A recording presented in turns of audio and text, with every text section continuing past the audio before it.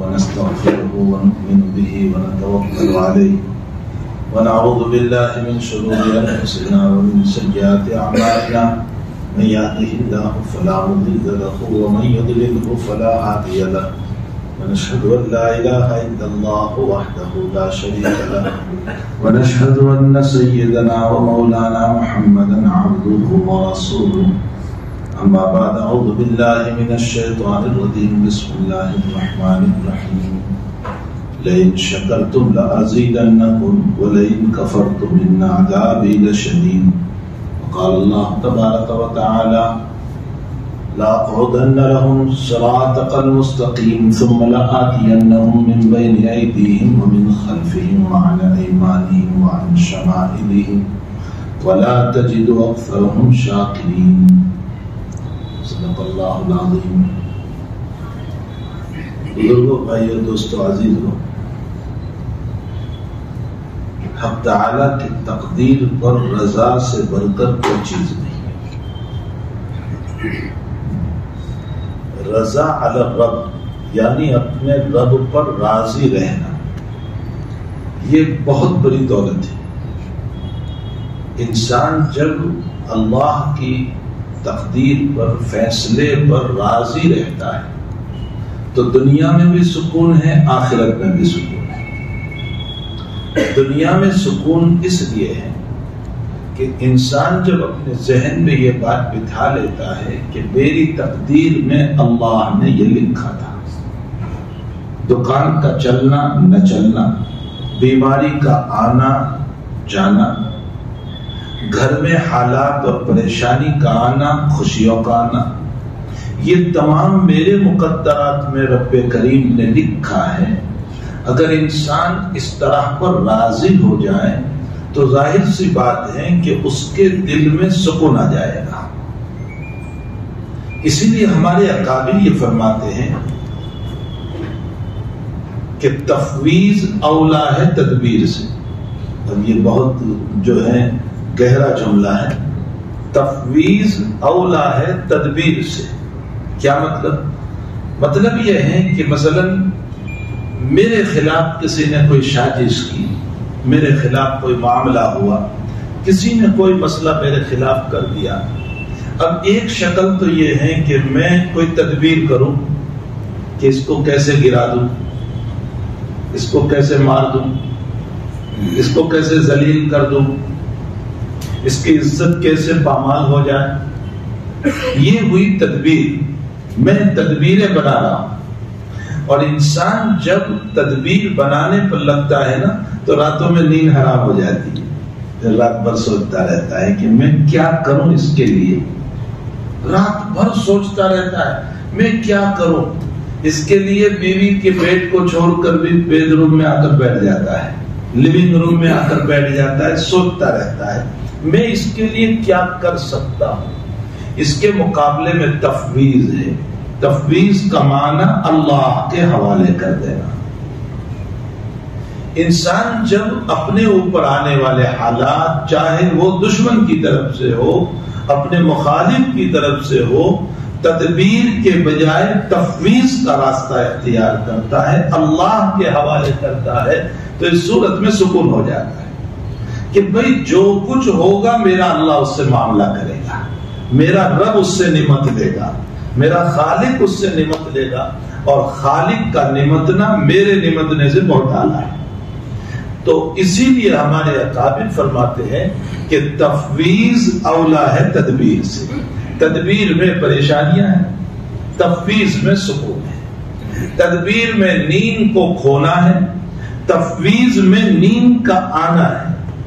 تدبیر میں دل کی بے چینیاں ہیں، تفویض میں دل کا ہمیشہ مطمئن رہنا ہے کہ بس یہ معاملہ میرا اللہ کے حوالے ہے، اللہ جو چاہے کرے، اس کو سزا دیں نہ دیں، عزت دیں ذلت دیں، کچھ بھی کریں، مجھے اس مسئلے کے اندر کوئی پڑی نہیں ہے۔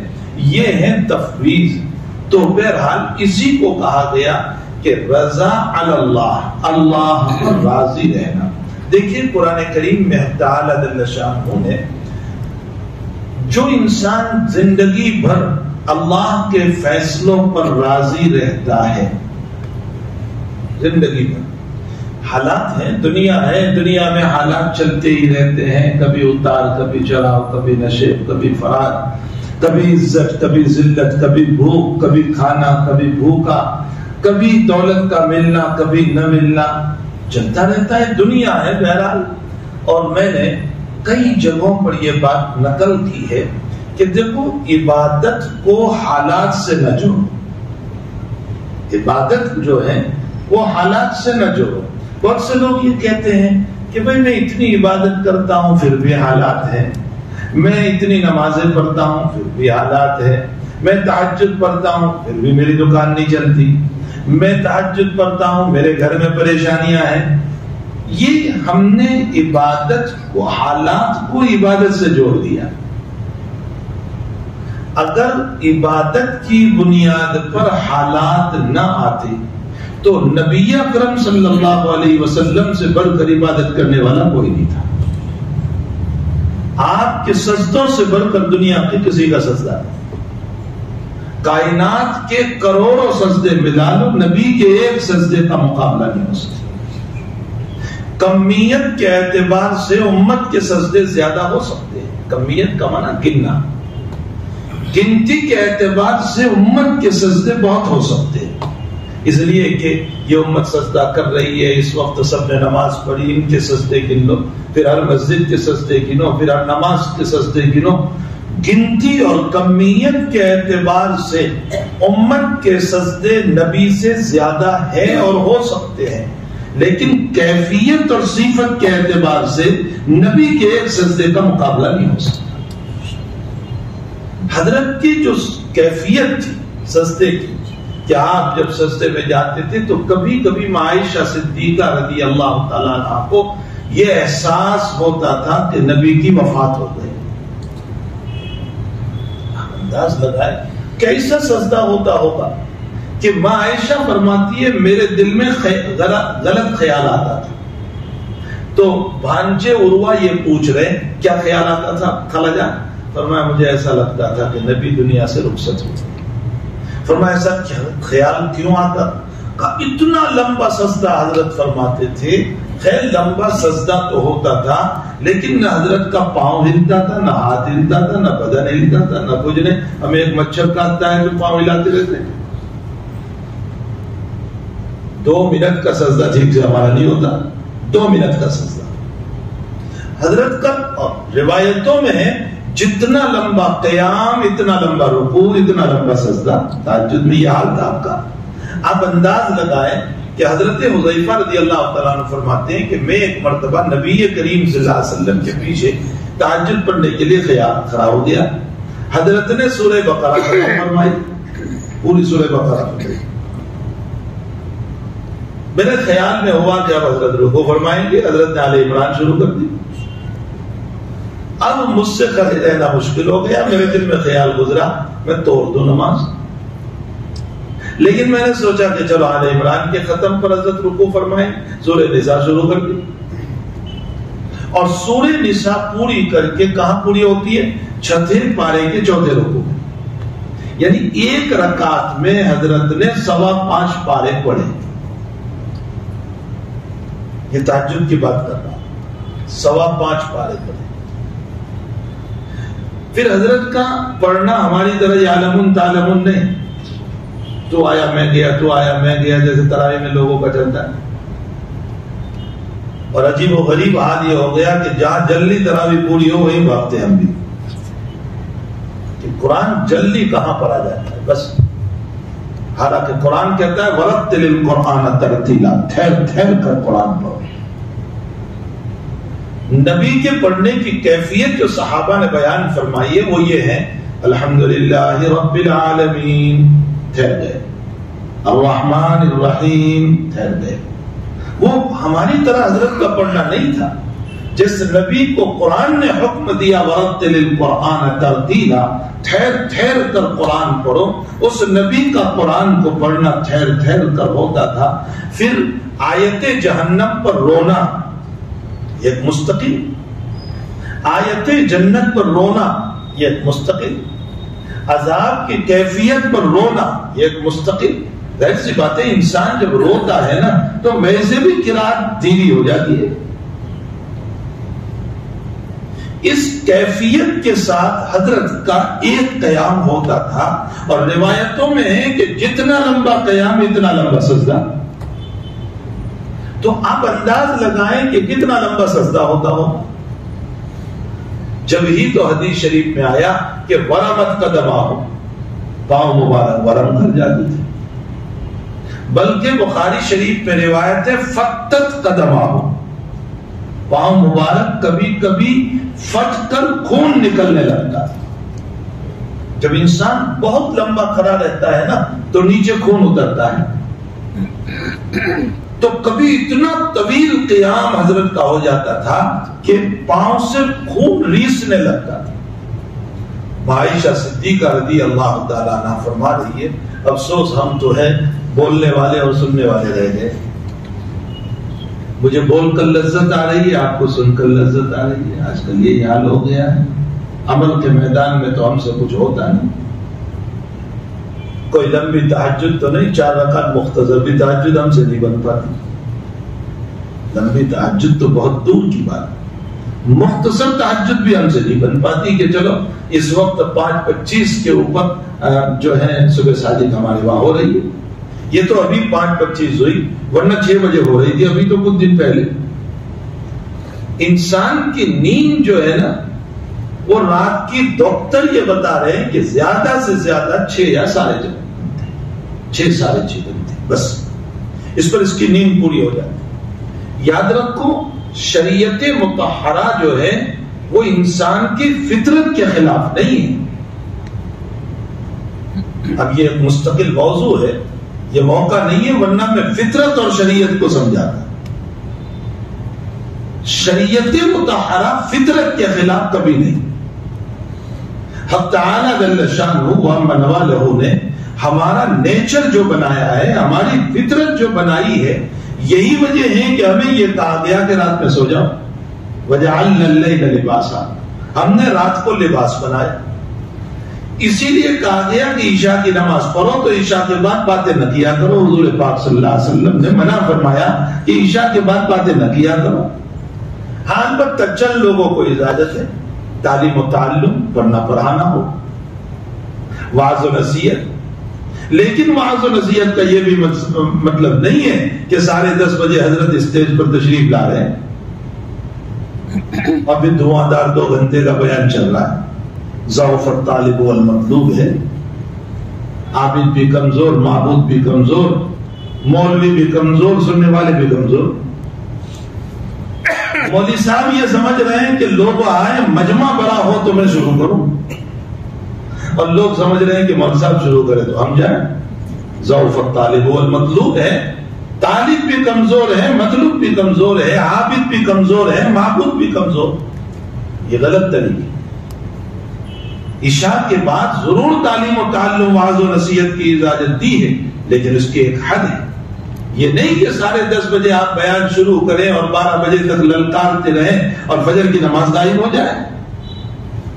بیان کا زیادہ سے زیادہ درجہ بہت کھینچ کر کے رکھو تو مستحب کا ہوگا، اور فجر کی نماز فرض عین ہے. بھلا جو بیان فرض عین کو چھڑوا دے وہ بیان کیا ہوگا؟ میرے بھائیوں ان مسائل کو بہت بہت سمجھے.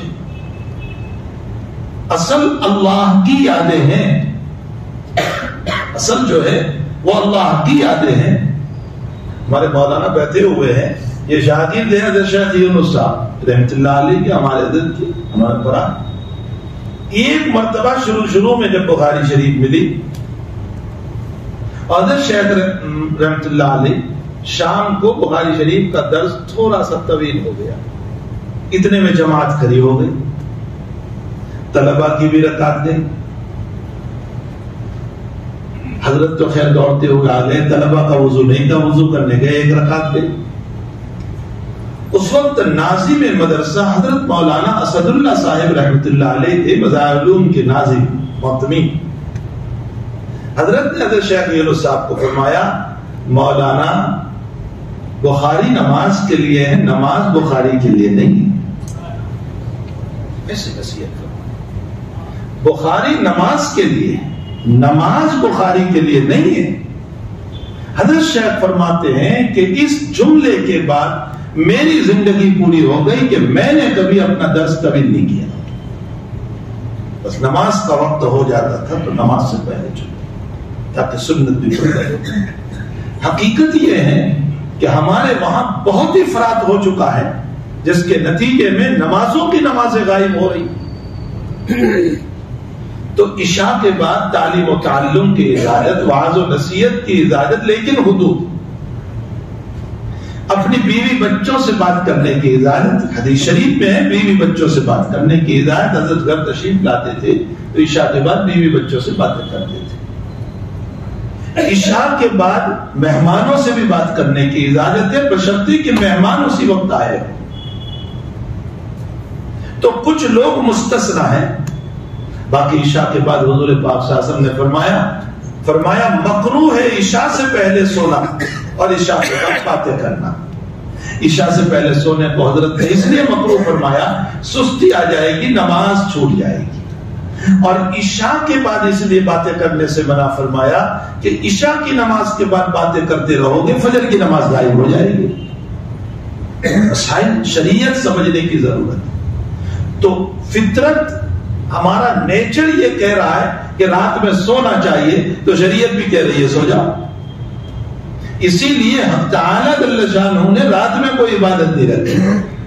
دیکھ لیں، دن میں تو ہے دمادم نماز ہے، لیکن رات میں کوئی نماز نہیں. عشاء جہاں آپ نے پڑھ لی، طلوع آپ صبح صادق تک کوئی نماز نہیں. آپ پوری رات آپ کو دے دی گئی، اور تہجد کو سنت قرار دے دی گئی، فرض نہیں قرار دیا. اگر تہجد کو فرض قرار دیتے تو ہم میں سے کتنے ادا نہیں کر پاتے اس کو سنت قرار دیا. اور اس سنت کو ادا کرنے کے لیے فضیلت بیان فرمائی، ترغیب دی، اور یہ فرمایا کہ رب میرا جو ہے پہلے آسمان پر آ جاتا ہے اور پکارتا ہے حل میں مستغفر، حل میں مسترزق، ہے کوئی مغفرت کا مانگنے والا، رزق عطا طلب کرنے والا، میں اسے عطا کروں، اس کی مغفرت کر دوں، اس کو عزت عطا کروں، اس کو رزق عطا کروں. ترغیب دی جا رہی ہے، اور ترغیب کے ذریعے سے ہمیں تہجد کی طرف بلایا جا رہا ہے. تو فطرت اور نیچر اگر میرا اور آپ کا یہ بنا ہوا ہے کہ رات میں سونا چاہیے، تو شریعت بھی کہہ رہی ہے رات میں سو جاؤ. میرا اور آپ کا کھانا جو ہے نا، وہ طبیعت چاہتی ہے کھاؤں میں، نیچر ہے میرا، اس کے بغیر زندگی کیسے گزرے گی. میری فطرت یہ چاہ رہی ہے کہ مجھے پیاس لگی ہے، میں پانی پیوں.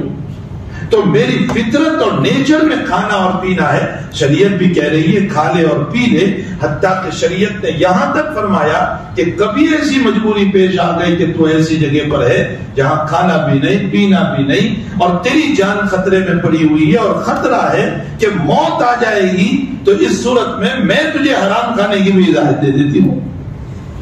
فطرت ہے نا انسان کو کھانا. لیکن شریعت نے یہ کہا میں تجھے کھانے پینے کی اجازت تو دے رہی ہوں، لیکن یاد رکھنا حدود سے تجاوز نہ کرنا، حرام کے درجے میں نہ چلے جانا. تیری فطرت ہے کھانا، شریعت بھی کہہ رہی ہے کھا لے. بلکہ قرآن میں اللہ نے فرمایا کلو واشربو، کھاؤ پیو، لیکن آگے فرمایا ولا تسرفو، اسراف نہ کرو، فضول خرچی نہ کرو، ضائع نہ کرو مال کو. تو یہ دنیا کے لوگ عجیب و غریب تقریریں کر رہے ہیں کہ فطرت الگ ہے، شریعت الگ ہے. جس رب نے شریعت بنائی اسی رب نے فطرت بنائی ہے، تو شریعت اور فطرت میں فرق کیسے ہو سکتا ہے؟ یہ بہت دقیق بحث ہے. یہ فطرت اور شریعت یہ کی ہے. البتہ شریعت صرف اتنا کہہ رہی ہے کہ کھانے پینے کی تجھے اجازت ہے، اتنا یاد رکھ کہ حدود سے تجاوز نہ کر، بارڈر سے آگے نہ نکل جا. تلک حدود اللہ فلا تعتدوها، یہ اللہ کی باؤنڈری ہے، اللہ کے حدود ہے. یہ حرام کی پہلے کی باتیں ہیں، بس وہاں تک تو جا سکتا ہے، باقی حرام میں تو قدم نہ رکھنا. البتہ مسئلہ تب پیدا ہو جاتا ہے جبکہ میری فطرت پر میری خواہش غالب آ جاتی ہے، اور خواہش غالب آ کر کے فطرت کو دبانے کی کوشش کرتی ہے، تو شریعت وہاں بریک لگا دیتی ہے. شریعت مطہرہ نے مجھے اور آپ کو جن سے خواہش پوری کرنے کی اجازت دی. شریعت کہاں منع کر رہی ہے؟ جن سے خواہش پوری کرو، لیکن جن سے خواہش پورا کرنے کے لیے شریعت کہہ رہی ہے یقیناً تجھے اجازت ہے، لیکن حدود شرع میں رہ کر نکاح کے ذریعے سے چاہے تو 1 سے کر، 2 سے کر، 3 سے کر، 4 سے نکاح کر، انصاف کے ساتھ تیری زندگی اگر گزر سکتی ہے تو تو 4 سے نکاح کر سکتا ہے، لیکن حدود شرع میں رہ کر کے تو اپنی خواہشات کو پوری کرے گا۔ اسی لیے نبی اکرم صلی اللہ تعالی علیہ وسلم کا ارشاد گرامی ہے تناکحوا تناسلوا، نکاح اس لیے کرو تاکہ نسل چلے۔ اشارہ کیا کہ نکاح کا مقصود صرف خواہش پوری کرنا نہیں ہے، نکاح کا مقصود جو ہے وہ انسانوں کا وجود ہے تاکہ دنیا کے اندر اس امت میں اضافہ ہو اور قیامت کے دن سب سے بڑی امت محمد رسول اللہ صلی اللہ علیہ وسلم کی ہو۔ اس تناسلو کے لفظ سے ایک نقطہ سمجھ میں آ رہا ہے کہ بیوی نہیں بچوں کی ماں ہونی چاہیے۔ ایک ہوتی ہے بیوی، خوب سمجھے اب اس مسئلے کو، ایک تو ہے بیوی اور ایک ہوتی ہے بچوں کی ماں۔ نبی علیہ السلام فرماتے ہیں نسل پیدا ہو، نسل پیدا ہونا گویا کہ اولاد کا پیدا ہونا ہوا۔ معلوم ہوتا ہے کہ نکاح کی غرض صرف بیوی بنانا نہیں ہے، بچوں کی ماں لانا ہے۔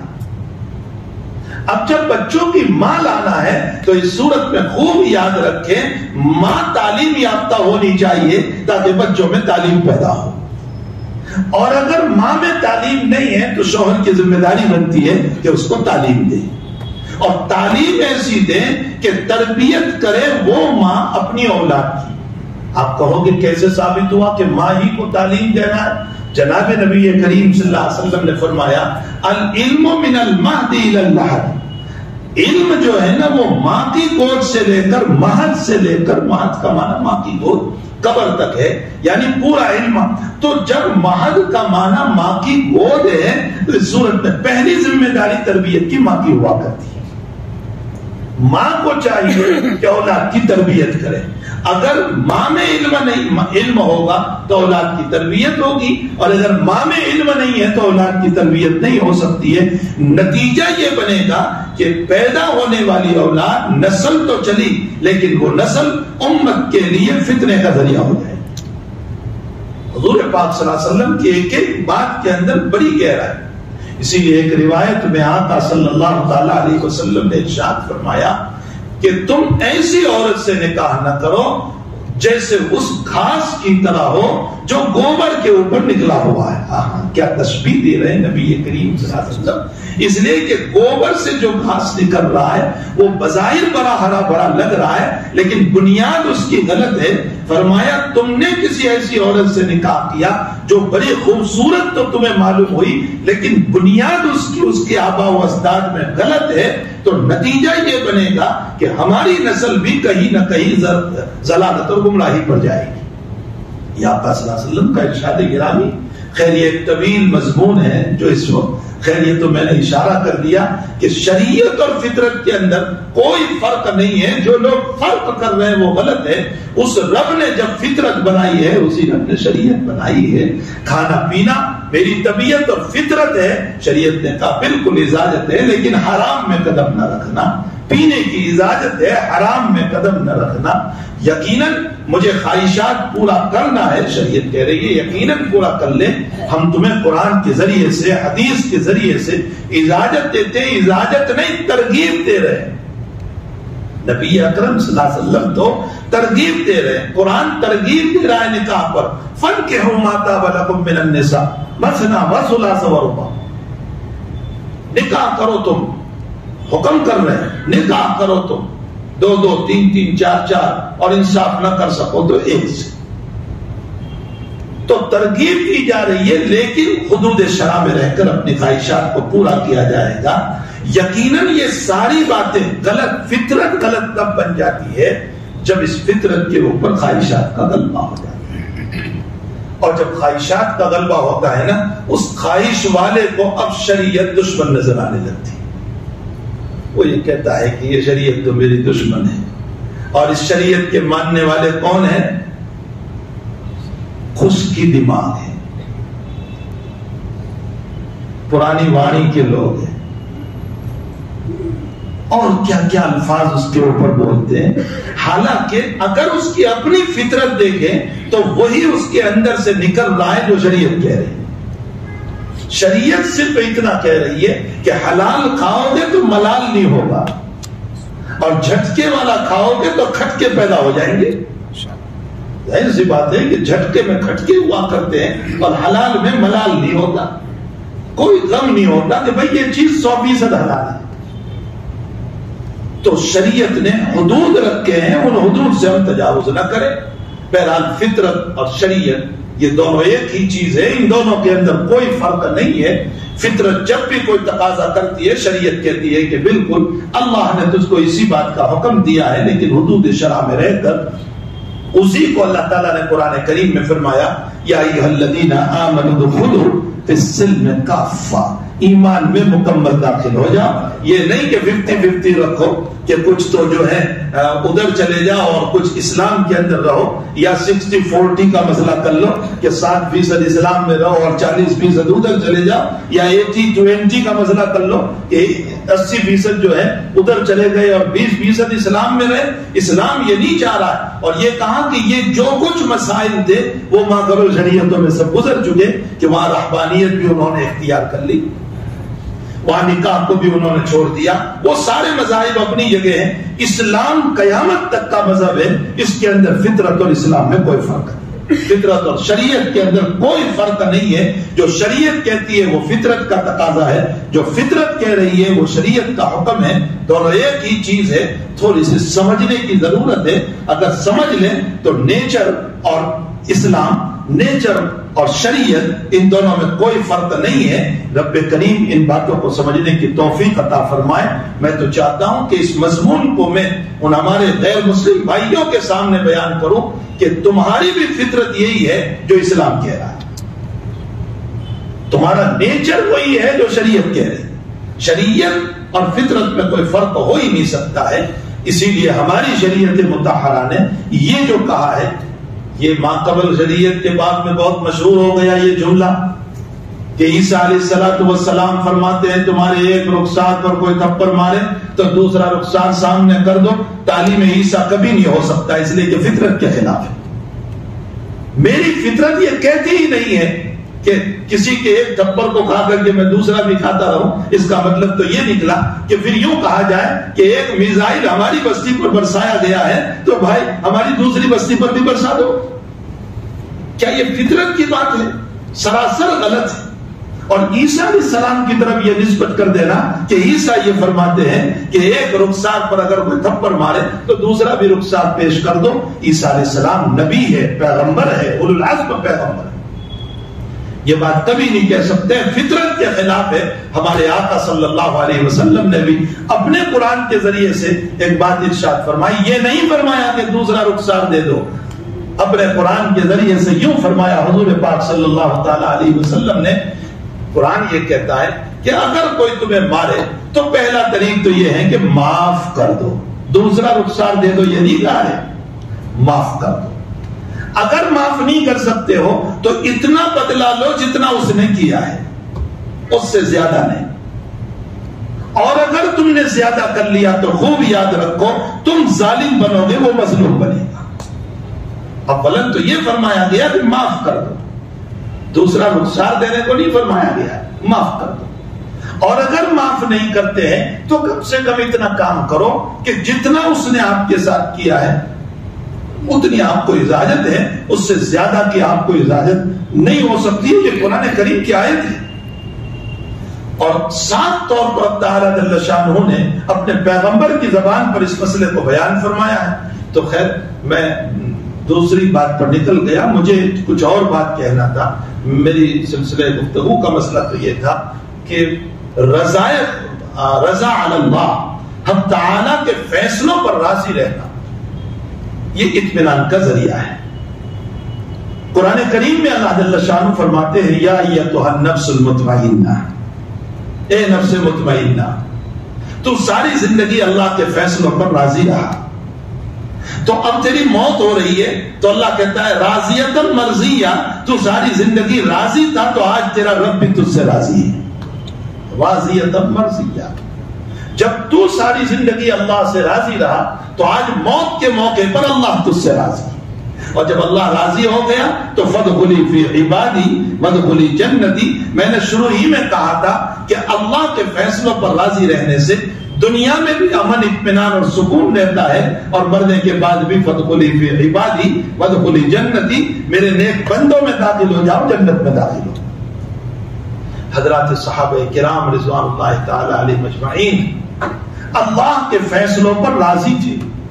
خوب سنیں، لیت لعل کا مسئلہ نہیں تھا کہ میں ایسا کرتا تو ایسا ہو جاتا، اور یہ کرتا تو یہ نقصان نہ ہوتا، اور ایسا کرتا تو دکان چل جاتی، اور ایسا کرتا تو کھاتا نہ ہوتا، اور اس طرح کا معاملہ کر لیتا تو میرے پیسے اور زیادہ آ جاتے، ارے یہ کیا ہو گیا۔ اس طرح کی باتیں صحابہ کرام کے وہاں نہیں تھی۔ وہاں جو فیصلہ اللہ کی طرف سے ہوا، حضرت نبی کریم صلی اللہ علیہ وسلم جب ہجرت کر کے تشریف لائے ہیں، پہلا سال ہے، صحابہ کرام کو دیکھا کہ وہ نر کھجور کے جو درخت تھے، جس کو ہم نر کہتے ہیں، میل کہتے ہیں، تو اس پر جو ہے کھجوریں نہیں آتی، اس پر پھول آتے ہیں۔ تو صحابہ کرام نر کھجور کے پھولوں کو لے کر مادہ کھجور کے جو درخت تھے اس کی جڑوں میں ڈالتے تھے۔ حضرت فرمایا تم ایسا کیوں کرتے ہو؟ فرمایا رسول اللہ اس کی وجہ سے مال بہت آتا ہے، کھجوریں بہت ہوتی ہیں۔ حضرت نے فرمایا اگر نہ کرو تو؟ فرمایا حضرت آپ کا حکم نہیں کیا صاحب، سر کھجوریں کم آئی تو حضرت نے فرمایا کیا بات ہے کہ بھائی میری آمد سے پہلے تو بہت کھجوریں ہوا کرتی تھی اور اس سال جو ہے بہت کم کھجوریں آئی۔ تو فرمایا حضرت آپ نے جو وہ منع کر دیا تھا اور ہم نے اس کو نہیں کیا تھا، اس کی وجہ سے یہ شکل ہمارے وہاں بھی ہے، لیکن کسی کا ذہن نہیں جاتا۔ ہمارے وہاں جب آم کی کلم بنائی جاتی ہے نا چھوٹی سی، تو اس کے ساتھ مذکر اور میل درخت کی چھوٹی سی ٹہنی بھی لگائی جاتی ہے، اس کو جوائنٹ کیا جاتا ہے، اور اس کو جوائنٹ کرنے کے بعد اس کو گھارا جاتا ہے زمین میں۔ اب وہ قلم چلتی ہے اور وہ جو مذکر اور میل جو ہوتا ہے نا وہ چھوٹے چھوٹے میں مر جاتا ہے۔ پھر یہ ہمارے وہاں بھی ہوتا ہے لیکن کسی کا ذہن ہی نہیں جاتا۔ تو فرمایا کہ یا رسول اللہ وہ آپ نے جو کہا تھا اس کی وجہ سے ہم نے نہیں کیا تو کھجوریں کم آئی۔ تو حضرت نے فرمایا انتم اعلم بامور دنیاکم، تم لوگ تمہارے دنیا کے مسائل کو خوب جانتے ہو، بھائی تم کرتے رہو، تم جو کرتے ہو نا وہ کرتے رہو۔ لیکن صحابہ کی زبان سے یہ جملہ نہیں نکلا کاش چھپ کر بھی کر لیتے تو اچھا ہوتا تاکہ بات بڑھ جاتا، نہیں، جو مسئلہ ہو گیا وہ ہو گیا۔ اسی لیے بخاری شریف کی روایت ہے کہ اگر آپ کو نقصان ہو گیا، گھاٹا ہو گیا، کوئی مسئلہ ہو گیا، اب یہ نہ کہو کہ میں ایسا کرتا تو ایسا ہوتا، یہ گویا اللہ پر اشکال کر رہے ہیں۔ حضور پاک صلی اللہ علیہ وسلم فرماتے ہیں کہ اللہ پر تمہارا اشکال ہے، ایسا نہ کرو، جو مسئلہ ہو گیا وہ ہو گیا، بس اب اس کے اوپر لیتا اور لعل کہ میں ایسا کرتا تو ایسا۔ ایاکم واللو، بخاری شریف کی روایت ہے، حرف لو کو استعمال کرنے سے اپنے آپ کو بچاؤ۔ حرف لو کا معنی اگر مگر، یعنی اگر میں ایسا کرتا تو ایسا نہ ہوتا۔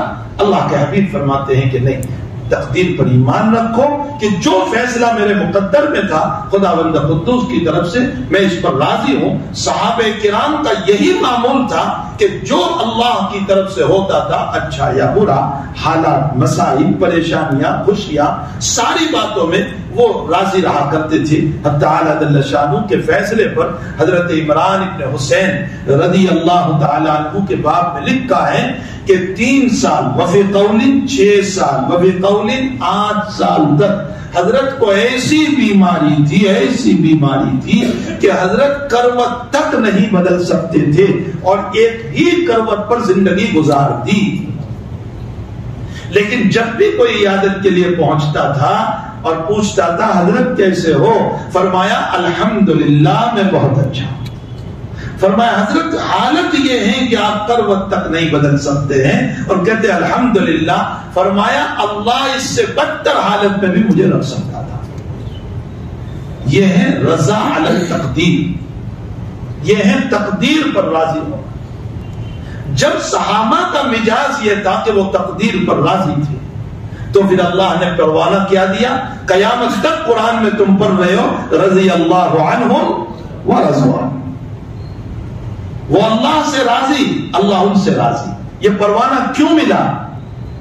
یہ پروانہ ملا ہے تقدیر پر رضا کی بنیاد۔ وہ راضی تھے اللہ کے فیصلوں پر، رضی اللہ عنہ، اللہ ان سے راضی ہو گیا۔ ورضوا عنہ، بیر معونہ کا واقعہ روایتوں میں اللہ کے حبیب پاک صلی اللہ علیہ وسلم نے خالص تبلیغ کے لیے بھیجے تھے 70 صحابہ کو، خالص تبلیغ، کوئی مقصد نہیں تھا۔ وہ قبیلے والے آئے تھے، اس کا سردار آیا تھا، حضرت نے اس کو دین پیش کیا۔ وہ کہنے لگا کہ ٹھیک ہے، آپ اپنے کچھ آدمیوں کو بھیجیے تاکہ وہ ہمارے پاس آ کر کے اپنا دین سکھائے۔ حضرت نے 70 صحابہ کرام کو بھیجا، اور یہ 70 کے 70 صحابہ کرام کی صفت روایتوں میں آئی ہے کہ دن بھر لکڑیاں چن کر کاٹ کر جنگل سے مارکیٹ میں بیچتے تھے اور رات بھر مسلح پر کھڑے رہتے تھے۔ قراء کرام تھے سب۔ قراء کا معنی یہ آج کل کی اصطلاح کے قراء نہیں جس کو ہم قاری صاحب کہتے ہیں۔ حدیث میں جب لفظ قراء کا لفظ آتا ہے نا تو وہ بہت قرآن پڑھنے والے، یہ مطلب ہے۔ تو رات بھر مسلح پر کھڑے رہنے والے تھے اور دن بھر حلال اور محنت کی کمائی کھانے والے تھے، یہ مطلب ہے اس حدیث شریف کا۔ یہ صحابہ کرام وہاں پہنچے، اللہ کے حبیب نے خط مبارک دیا تھا کہ بھئی وہاں جا کر کے یہ خط دے دینا۔ اس میں لکھا ہوا تھا کہ بھئی آپ لوگوں کے بلاوے پر ہم دین سکھانے کے لیے آئے، لیکن ان لوگوں نے غداری کی اور بات کرنے کے لیے امیر جو مقرر ہوئے تھے، متکلم جو مقرر ہوئے تھے، وہ امیر قافلہ تو اور تھے، لیکن بات کرنے کے لیے جو متکلم مقرر ہوئے تھے وہ حضرت حرام ابن ملحان رضی اللہ تعالیٰ۔ حضرت گفتگو کر رہے تھے، حضرت کا خط پیش کیا نبی کریم صلی اللہ علیہ وسلم کا، اور اتنے میں ایک دشمن اٹھا اور پیچھے سے آپ کو نیزہ مارا اور اتنے زور سے مارا کہ آگے نکل آئے۔ جیسے ہی خون کا فوارہ ہو رہا ہے، حرام ابن ملحان نے یوں خون لے لیا اور خون لے کر کے اپنے چہرے پر لگایا، اور جملہ جو نکلا ہے موت سے پہلے وہ جملہ یہ تھا، فزت ورب الکعبہ، رب کعبہ کی قسم میں کامیاب ہو گیا۔ اور اس کے بعد 69 صحابہ کرام کو شہید کر دیا، صرف ایک صحابی بچ گئے تھے، باقی 69 صحابہ کرام کو شہید کر دیا۔ اس واقعے میں ہے کہ ان کی شہادت سے پہلے انہوں نے جو الفاظ کہے تھے، بلغوا عنا قومنا انا قد لقینا ربنا فرضی عنا وارضانا، یہ مجھے سنانا، بلغوا عنا قومنا، ہمارے قوم کو ہماری خبر پہنچا دے اللہ، انا قد لقینا ربنا، ہم نے اپنے رب کو پا لیا۔ کس عالم میں پایا؟ فرضی عنا وارضانا، وہ ہم سے راضی ہم ان سے راضی۔ یہ صحابہ کا جملہ اللہ کو اتنا پسند آیا کہ اللہ نے قرآن میں اس کو وحی بنا کر اتارا۔ یہ پڑھی جاتی تھی، آیت تھی یہ، تو کچھ وقت تک قرآن میں یہ آیت چلی ہے، اس کے بعد اللہ نے اس کو قرآن سے منسوخ کر دیا، لیکن بہرحال ان کے اس مبارک جملے کو اللہ نے وحی بنا کر اتارا۔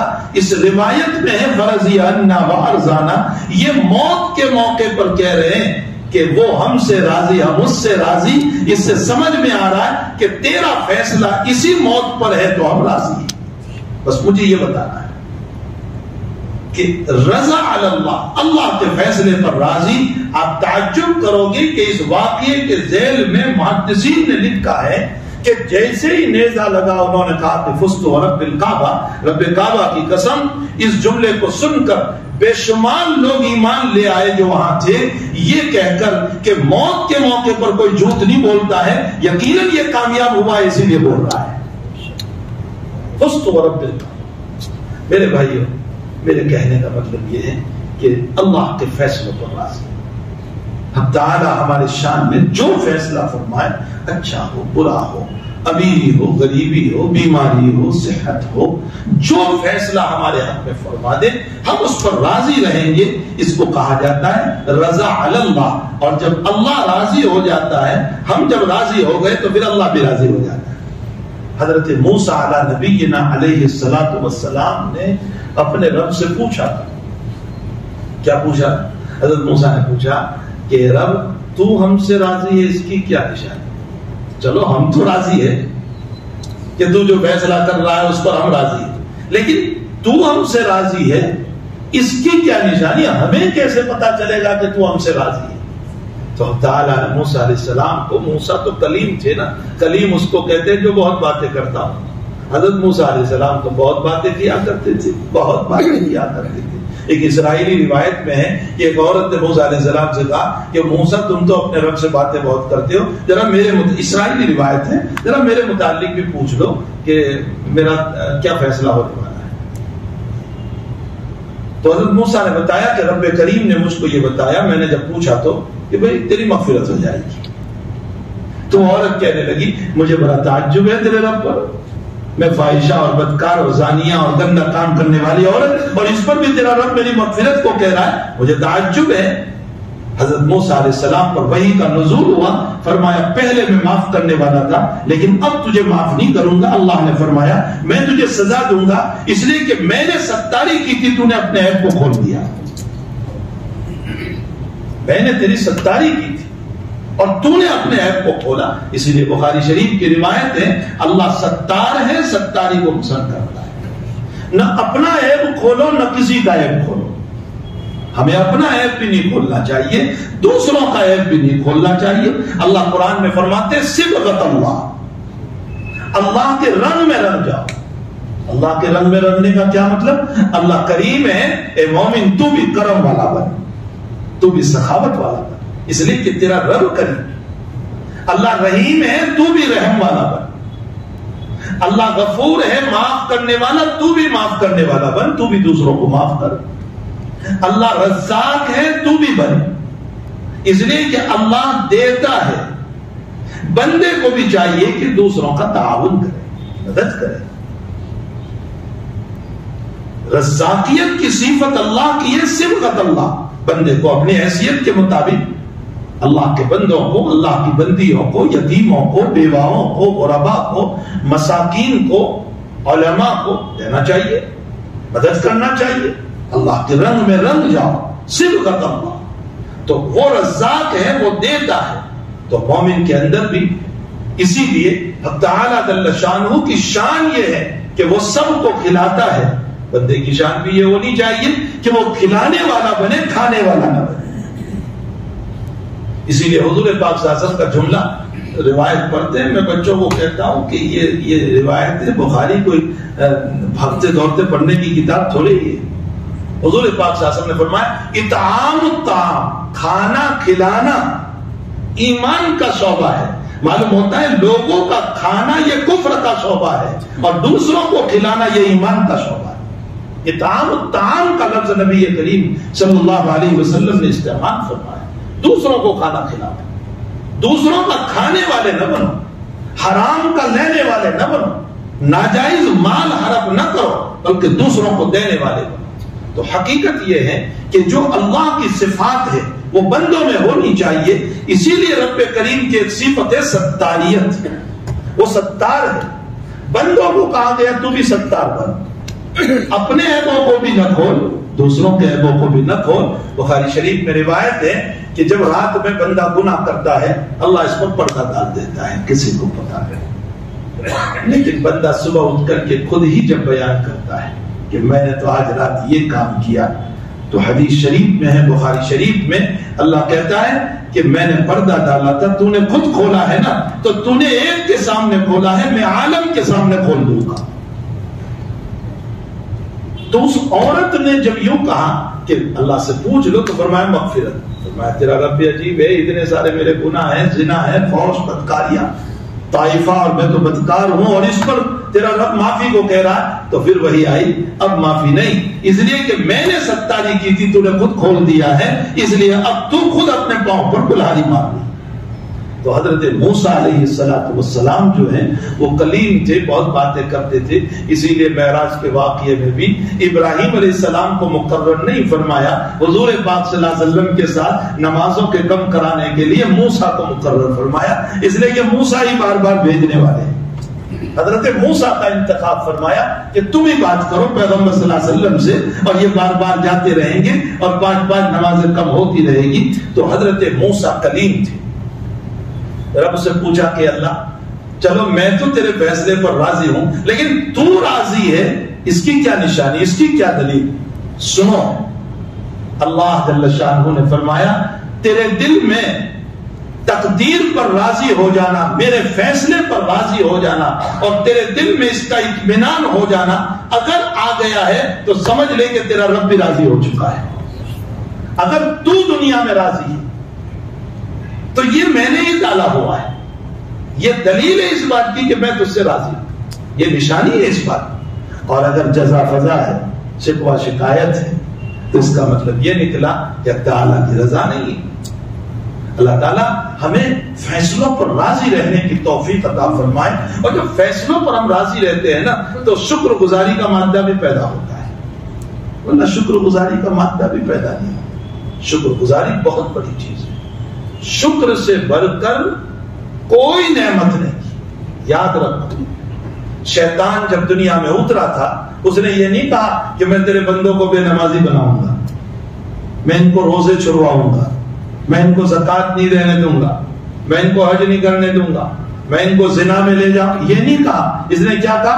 لَأَقْعُدَنَّ لَهُمْ صِرَاطَكَ الْمُسْتَقِيمَ، میں ان کے سیدھے راستے پر بیٹھوں گا، عن یمینہم وعن شمائلہم، دائیں اور بائیں، آگے اور پیچھے سے آؤں گا، وَلَا تَجِدُ أَكْثَرَهُمْ شَاكِرِينَ، ان میں سے اکثر کو ناشکر بنا دوں گا، اکثر کو ناشکر بنا دوں گا۔ ناشکرہ بہت خراب صفت ہے، اسی لیے اللہ فرماتے ہیں لئن شکرتم لازیدنکم، شکر کرو گے میں بہت بڑھا دوں گا، اور اگر ناشکری کرو گے تو کیا فرمایا؟ لے تو نہیں لوں گا جو دیا ہے وہ، ولئن کفرتم، تو لے تو نہیں لوں گا، ان عذابی لشدید، میرا عذاب بڑا سخت ہے۔ ناشکری پر عذاب کو سخت فرمایا۔ اور جب بندہ ناشکری کرتا ہے نا تو پھر جو نعمت ہے اسی کو عذاب بناتا ہے اللہ، یہ بھی یاد رکھیے۔ قرآن کریم میں اللہ تعالیٰ ایک واقعے کی طرف اشارہ فرماتے ہیں۔ اب تعالیٰ جل شانہ فرماتے ہیں وَاضْرِبْ لَهُمْ مَثَلًا قَرْيَةً كَانَتْ آمِنَةً مُطْمَئِنَّةً يَأْتِيهَا رِزْقُهَا رَغَدًا مِنْ كُلِّ مَكَانٍ، ایک بستی تھی، یہ ایک مثال ہے، ایگزامپل ہے، کسی بستی سے متعلق یہ صورت بھی ہو سکتا ہے۔ اللہ ایک مثال دے رہا ہے، اس مثال میں ہمارا صورت بھی ہو سکتا ہے، اس مثال میں کوئی بھی بستی ہو سکتی ہے۔ اللہ کہتا ہے ایک بستی ہے، قریۃ کانت آمنۃ مطمئنہ، اس بستی کے رہنے والے بڑے امن اطمینان سے رہتے تھے، بڑے امن، میں نے بڑا امن اطمینان دے رکھا تھا۔ کیوں؟ اس لیے کہ من کل مکان، رغدم من کل مکان، چاروں طرف سے ان کے انکم کے ذرائع تھے، چاروں طرف سے انکم کے ذرائع تھے، اولاد بھی دے رہی تھی، سورسز بہت زیادہ تھے، دکانیں بھی خوب چل رہی تھی، کاروبار بھی بہت اچھا تھا، من کل مکان۔ فکفرت بانعم اللہ، انہوں نے ناشکری کی اللہ کی نعمتوں کی، ہائے ہائے، ناشکری کی اللہ کی نعمت۔ تو کیا کیا اللہ نے؟ فَأَذَاقَهَا اللَّهُ لِبَاسَ الْجُوعِ وَالْخَوْفِ، اللہ کہتا ہے میری ناشکری کے نتیجے میں نے ان کو بھوک اور خوف کا عذاب چکھایا۔ فَأَذَاقَهَا اللَّهُ لِبَاسَ الْجُوعِ وَالْخَوْفِ، بھوک کا مطلب یہی نہیں ہے کہ کھانا نہ ملے، مفسرین فرماتے ہیں بھوک کا ایک مطلب یہ بھی ہے کہ انسان کی حرص اور لالچ کبھی پوری نہ ہو۔ کیسے تفسیر فرمائیں، کبھی اس کی لالچ پوری ہی نہ ہو، دو دکان ہے تو تیسری، اور تیسری ہے تو چوتھی، اور چوتھی ہے تو پانچویں، اور پانچویں ہے تو آٹھویں، اور آٹھویں ہے تو 10ویں، بس بڑھتا ہی چلا جا رہا، اس کی حرص اور لالچ ہی پوری نہیں ہو رہی ہے، اس کا مطلب اس کی بھوک نہیں مٹ رہی۔ فَأَذَاقَهَا اللَّهُ لِبَاسَ الْجُوعِ وَالْخَوْفِ، اور خوف کیسا دیا؟ خوف ایسا دیا کہ راتوں میں نیند حرام ہو گئی، باہر کا بھی خوف، اندر کا بھی خوف، کہیں دولت کوئی لوٹ نہ لے، کسی کو پتہ نہ چل جائے، کوئی مسئلہ نہ ہو جائے، اور کوئی بات نہ ہو جائے، کسی کو کہیں بھنک نہ لگ جائے۔ نتیجہ یہ ہوا کہ اے سی کے چلتے ہوئے بھی نیند نہیں آ رہی ہے، پسینہ اتر رہا ہے، 2 بجے بیٹھا ہوا ہے، بیوی پوچھ رہی ہے کیا ہوا؟ بس بے چینی ہے۔ ارے بھائی بے چینی کیوں ہو رہی ہے؟ فَأَذَاقَهَا اللَّهُ لِبَاسَ الْجُوعِ وَالْخَوْفِ. یہ کیوں ہو رہا ہے؟ اس لیے ہو رہا ہے کہ فَكَفَرَتْ بِأَنْعُمِ اللَّهِ، اللہ کی نعمتوں کی ناشکریہ کی، جس کے نتیجے میں یہ مسئلہ ہو. قرآن کریم میں قوم سبا کا ایک واقعہ اللہ نے پیش کیا ہے، خوب سنو. قوم سبا کا واقعہ. قوم سبا کو اللہ نے بڑی نعمت دے رکھی تھی، باغات تھے ان کے، فارم ہاؤس تھے ان کے، باغات میں ان کے بہترین مکانات تھے، اور بیچ سے نہر جاری تھی، اور ایک ڈیم بنایا تھا انہوں نے، اور اس ڈیم کے اندر پانی بھی بڑا میٹھا تھا، اور کھجور کے درخت اور گریپس اور انگور کے بیلیں چلی رہی تھی، اور اس کے علاوہ انار اور کیا کیا ان کے باغات تھے، اور بڑے آرام سے ان کی زندگی گزر رہی تھی. لیکن اللہ کی ناشکری، نمازوں کو چھوڑا، دین کو چھوڑا، نبی کی بغاوت کی اور نبی کا انکار کیا، یہ سب ناشکری تھی. اہل مکہ کے سلسلے میں قرآن کریم میں یہی اللہ نے فرمایا ہے، وَقَالُوا قَوْمًا بُورًا. ان لوگوں بڑے ناشکرے تھے کہ ہم نے محمد رسول اللہ ان میں دیا، لیکن انہوں نے اس نبی کی ناشکری کی. تو نبی کی ناشکری کی، نبی کا انکار کیا، نبی کو مارنے کے لیے آئے. نتیجہ کیا ہو گیا؟ نتیجہ یہ ہوا کہ اللہ تعالیٰ نے جس ڈیم کو ان کے لیے رحمت کا ذریعہ بنایا تھا وہی ڈیم ٹوٹ گیا. اور جب وہ رب توڑنے پر آتا ہے نا تو اس کو میزائل اور بم مارنے کی ضرورت نہیں ہے. اس نے کیا کیا؟ چوہے پیدا کر دیے، اور چوہوں نے ڈیم کو توڑا، اور وہ ایسا پانی بہا کہ جو باغات ان کے انکم کے ذریعے تھے وہی باغات ہلاکت کا ذریعہ ہو گیا. قرآن اس واقعے کو کیوں نقل کر رہا ہے؟ بھائی کوئی کتاب ہم پڑھتے ہو اور وہ کتاب میں کوئی واقعہ ہمیں پڑھایا جا رہا ہے تو کیوں پڑھایا جا رہا ہے؟ ہماری تعلیم کے لیے نا. قرآن نے یہ واقعہ ہم کو اس لیے نقل کیا کہ اے محمد صلی اللہ علیہ وسلم کی امت، میں نے بھی تم کو جو نعمتیں دے رکھی ہے، اگر تم ناشکری کرو گے میں اسی نعمت کو تمہارے خلاف عذاب بنا دوں گا، اسی دولت کو عذاب بناؤں گا، اسی مکان کو عذاب بنا دوں گا، اسی نعمت کو عذاب بنا دوں گا. اس کے ہوتے ہوئے بھی تمہیں سکون نہیں ملے گا. ایسی بات ہے کہ تعالیٰ جب اس کو دولت کو عذاب بنانے پر آتا ہے تو سکون ختم ہو جاتا ہے. تو خیر، رضا اللہ تعالیٰ کے فیصلوں پر راضی رہنا، اس کے ذریعے سے شکر کا معنی اللہ تعالیٰ قرآن کریم میں فرماتے ہیں لَئِن شَكَرْتُمْ لَأَزِيدَنَّكُمْ. اور ایک جگہ فرمایا مَا يَفْعَلُ اللَّهُ بِعَذَابِكُمْ إِن شَكَرْتُمْ وَآمَنْتُمْ. اللہ تمہیں عذاب دے کر کیا کرے گا اگر تم شکر گزار بندے بن جاؤ.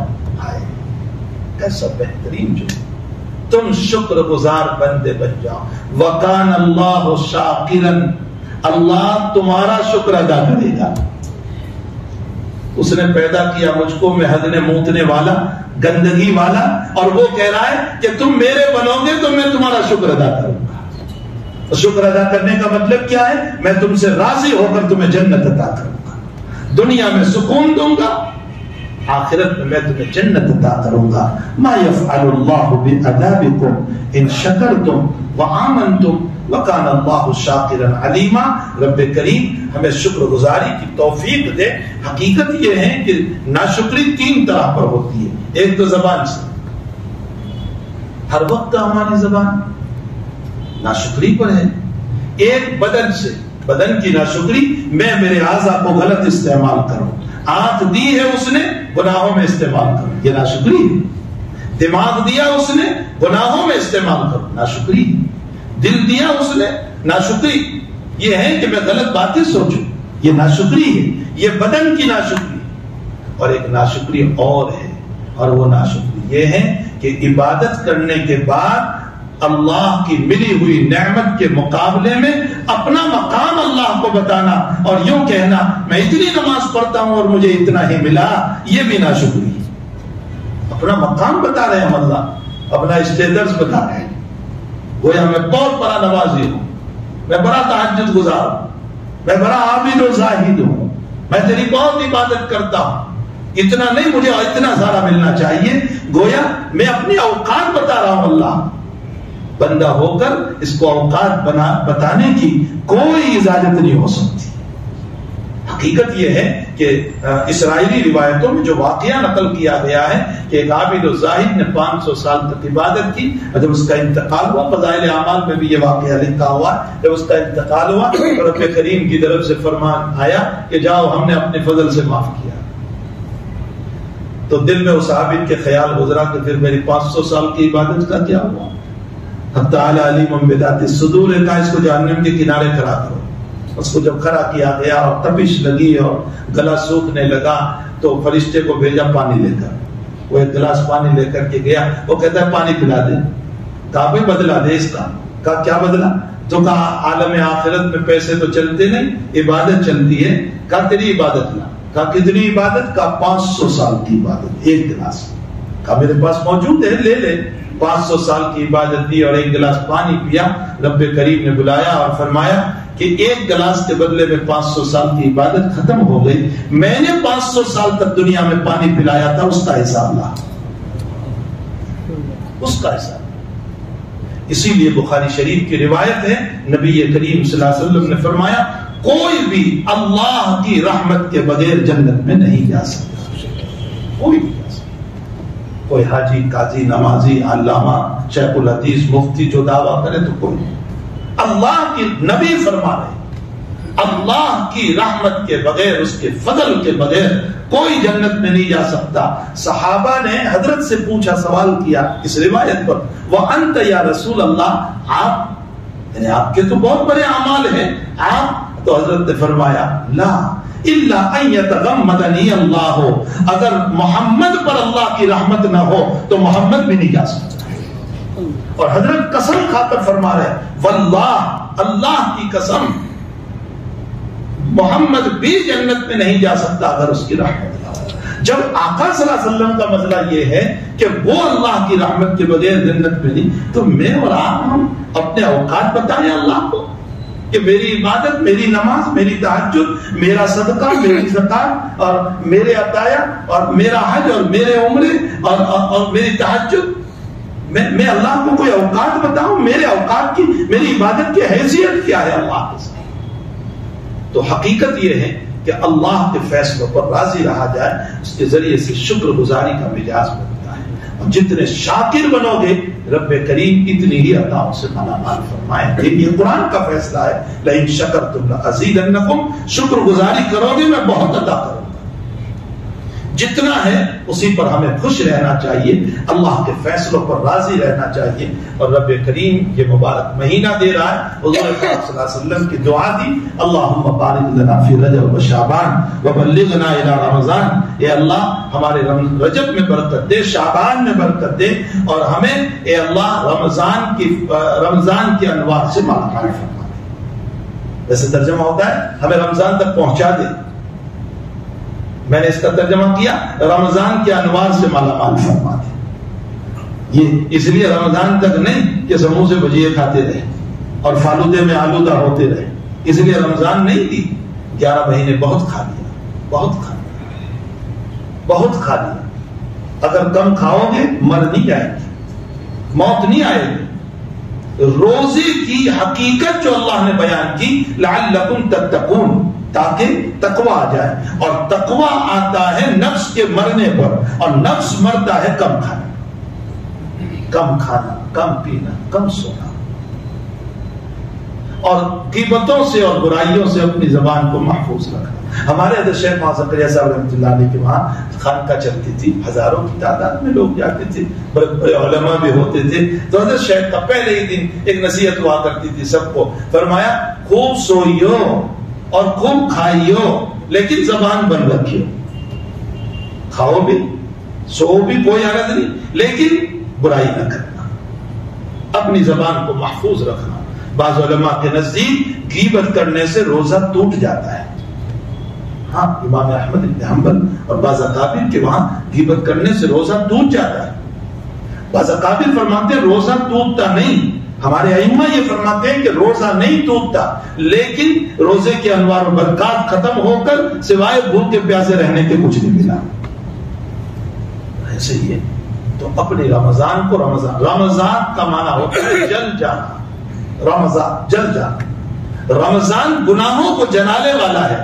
اور ہمارا حال یہ ہے کہ ہم گناہ کرتے ہیں. ہمارے نوجوان جو ہیں رمضان کیا آتا ہے دور دور تک کھانے جاتے ہیں, رات تفریح میں گزارتے ہیں, بازاروں میں گھومتے ہیں, حالانکہ رات تو عبادت کے لیے تھی کہ ہم تراویح پڑھتے.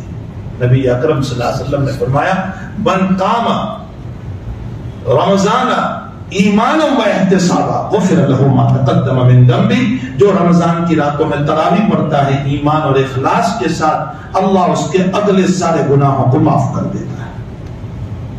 تو تراویح کو اخلاص کے ساتھ پڑھنا. یہ مت دیکھو کہ کہاں جلدی ہوتی ہے وہاں پڑھنے چلے جائیں, اور یہ بھی غلط طریقہ ہے کہ 3 پارے والی مسجد میں چلے جاؤ اور پھر 11ویں روزے سے گھومتے رہو. یہ بھی غلط طریقہ. یاد رکھو پورے قرآن کا سننا ایک مستقل سنت ہے اور تراویح کا پڑھنا ایک مستقل سنت ہے, 2 سنتیں الگ. اگر آپ نے 10 رمضان تک میں 3 پاروں میں قرآن کو ختم کر لیا ہے تو دوسرے عشرے میں دوسرا قرآن پڑھ لو, تیسرے عشرے میں تیسرا پڑھ لو. کیا بکھر جائے گا ہمارا. 11 مہینے بہت گھوم گھام کر ہم نکالتے ہیں, اور خصوصاً ایک تیسری بلا اور وبا جو ہمارے جوانوں میں چلی ہے وہ کرکٹ.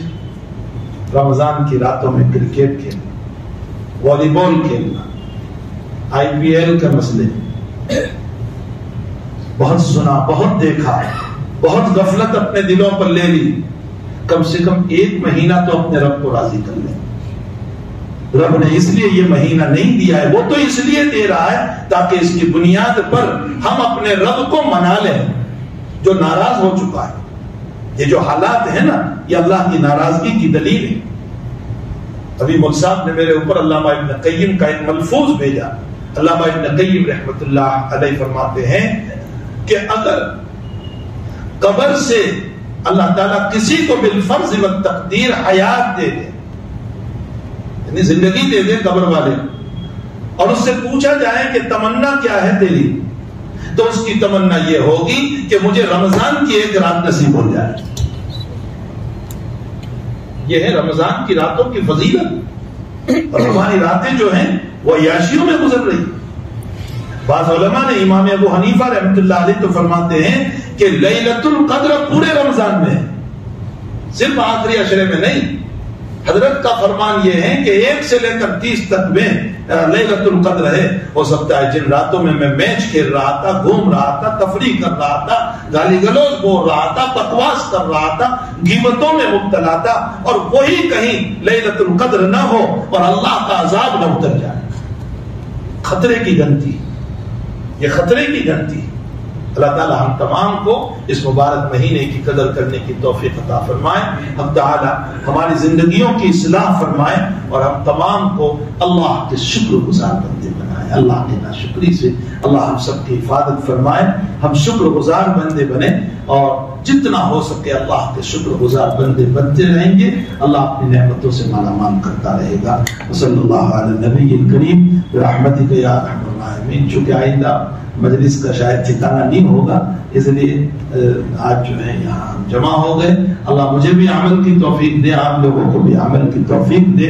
رب تعالی مبارک مہینے کی برکتوں سے ہم تمام کو مالا مال فرمائے. اس کی رحمتیں, اس کے انوار, اس کی برکات جہاں اترتی ہو اللہ ہمارے قلوب کو مزین فرما دے, ہمارے قلوب کو منور فرما دے. اور رب کریم اپنی عطاؤں سے, اپنے فضل سے, اپنے کرم سے, اپنی بخششوں سے اللہ ہم سب کو معاف فرما دے. وصلی اللہ علی نبی الکریم برحمتہ یا ارحم الراحمین.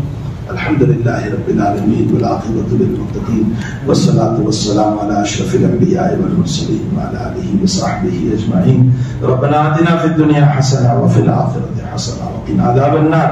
اللہم اعنا علی ذکرک وشکرک وحسن عبادتک. اللہ ہمارے گناہوں کو معاف فرما, ہمارے قصوروں سے درگزر فرما, سیئات سے معافی عطا فرما. اللہ حسنات قبول فرما, اللہ حسنات قبول فرما. اے اللہ رمضان تک ہمیں پہنچا دے, رمضان کے انوار و برکات سے مالا مال فرما. اے اللہ اس میں جو تیری بخششیں اترتی ہے ہم تمام کو مالا مال فرما, ہمیں عطا فرما, ہمارے قلوب کو مجلہ و منور فرما. اے اللہ تراویح اور نماز اور تلاوت کو اور روزوں کو تیرے حبیب کی سنت کے مطابق رکھنے کی اور کرنے کی توفیق عطا فرما۔ اے اللہ بیماروں کو شفا عطا فرما، مرحومین کی مغفرت فرما، پریشان حالوں کی پریشانیوں کو دور فرما، ہمیں شاکر بندے بنا، ناشکرے بندے بننے سے حفاظت فرما، ہمیں صابر بندے بنا، اے اللہ ناصبر بننے سے حفاظت فرما۔ اے اللہ اس مجمع کی جائز تمناؤں کو حاجات کو پورا فرما، سب کی دنیا اور آخرت کی بھلائیوں سے مالا مال فرما، سب کے کاروبار میں روزی روٹی میں اے اللہ انتہائی برکتیں رحمتیں عطا فرما۔ اے اللہ جو لوگ مقروض ہیں ان کے قرض کی ادائیگی کی صورتیں پیدا فرما، اے اللہ غیب سے ان کی نصرت و مدد فرما، ان کی پریشانیوں کو دور فرما۔ اے اللہ سب کی گھر کی پریشانیوں کو تو ہی حل کرنے والا ہے، اللہ سب کے گھر کی پریشانیوں کو حل فرما دے، اور رب کریم ہم تمام کی دعاؤں کو اپنے فضل و کرم سے اس مجلس کے مخلصین کی آمینوں کے ساتھ قبول فرما۔ آمین یا رب العالمین، وصلی اللہ علی النبی الکریم برحمتہ۔